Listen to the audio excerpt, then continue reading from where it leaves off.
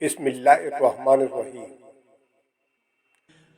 الا اصحاب الیمین، مگر داہنے ہاتھ والے، فی جنات یتساءلون، جنتوں میں موجود ہوں گے اور سوال کریں گے، عن المجرمین، جہنم میں جانے والے مجرموں سے، ما سلکاکم فی سقر، تمہیں کن باتوں نے جہنم میں پہنچا دیا؟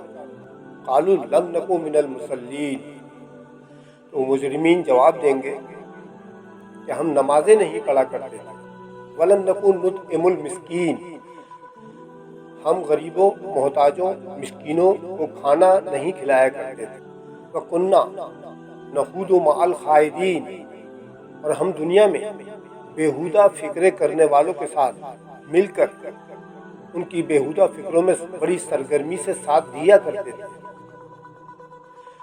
وَكُنَّا نُكَذِّبُ بِيَوْمِ الدِّينِ، اور ہم یوم جزا و سزا کا انکار کیا کرتے تھے، حتیٰ آتانا الیقین، حتیٰ کہ ہمیں موت آ گئی۔ صدق اللہ العظیم۔ ابھی میں نے آپ کے سامنے سورہ المدثر کی آیات 39 سے 47 تک کا تلاوت اور ترجمہ پیش کیا۔ اب تھوڑی سی تشریح آپ کے سامنے پیش خدمت ہے۔ اس کا خلاصہ کچھ یوں ہے کہ جب حساب کتاب کا عمل مکمل ہو جائے گا، جنت والے جنتوں میں چلے جائیں گے اور دوزخ والے دوزخ میں چلے جائیں گے، تو پھر جنتی ان جہنمیوں سے سوال کریں گے کہ تم دنیا میں تو ہمارے ساتھ تھے، تمہیں کن باتوں نے اس جہنم میں پہنچا دیا؟ وہ یہ کہیں گے کہ ہم دنیا میں نمازیں نہیں پڑھا کرتے تھے، ہم مسکینوں کو کھانا نہیں کھلایا کرتے تھے، ہم بیکار باتوں میں اپنا ٹائم ضائع کیا کرتے تھے، اور ہم یوم آخرت کا انکار کر دیا کرتے تھے، حتیٰ کہ ہمیں موت آ گئی۔ ان آیات الہیہ میں جہنم میں جانے کے 4 اسباب بیان کیے گئے، آپ ان کو نوٹ کریں، دیکھیں۔ پہلا سبب جو ہے وہ یہ ہے کہ وہ یہ جواب دیں گے کہ ہم جہنم میں اس لیے آئے کہ ہم نمازیں نہیں پڑھا کرتے تھے۔ نماز کا تعلق حقوق اللہ سے، جو لوگ نمازیں نہیں پڑھتے ان کو ہوشیار ہو جانا چاہیے کہ جہنم میں جانے کا سب سے پہلا سبب نمازوں کا نہ پڑھنا ہے۔ نماز تو مومن کی معراج ہے، نماز آنکھوں کی ٹھنڈک ہے، اور یہ اقوال جو ہمارے پیارے نبی حضرت محمد مصطفیٰ صلی اللہ علیہ وسلم نے ہم کو دیے ہیں۔ قیامت کے دن سب سے پہلا سوال نماز کے بارے میں ہوگا۔ اگر ہم نماز خشوع و خضوع کے ساتھ، باقاعدگی کے ساتھ، پابندی کے ساتھ ادا کریں گے تو ہو سکتا ہے اللہ تعالی ہمیں بخش دے اور ہماری نجات ہو۔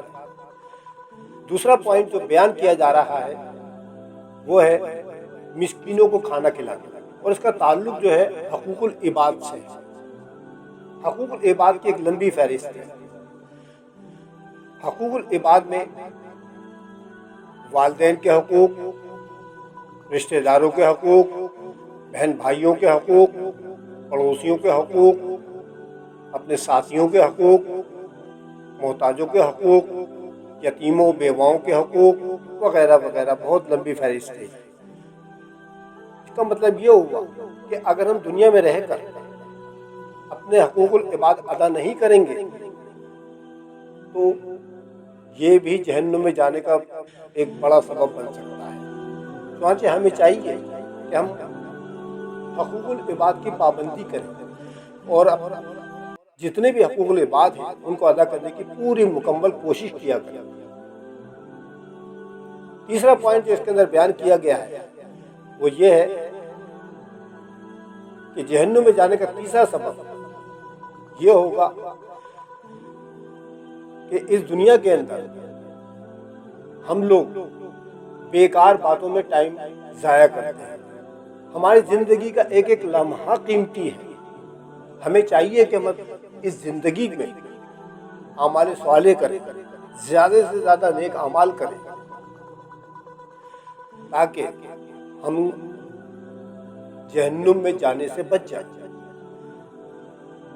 لیکن ہمارا طور طریقہ یہ ہے کہ ہم بیکار باتوں میں، بیہودہ فکروں میں، بیکار کاموں میں جو لوگ ملوث ہوتے ہیں ہم ان کا ساتھ دیتے ہیں اور اپنا بھی ٹائم ویسٹ کرتے ہیں اور اپنے گناہوں میں اضافہ کرتے ہیں، جس کی وجہ سے جہنم میں جانے کا تیسرا سبب ہمارے ساتھ یہ بھی ہو سکتا ہے۔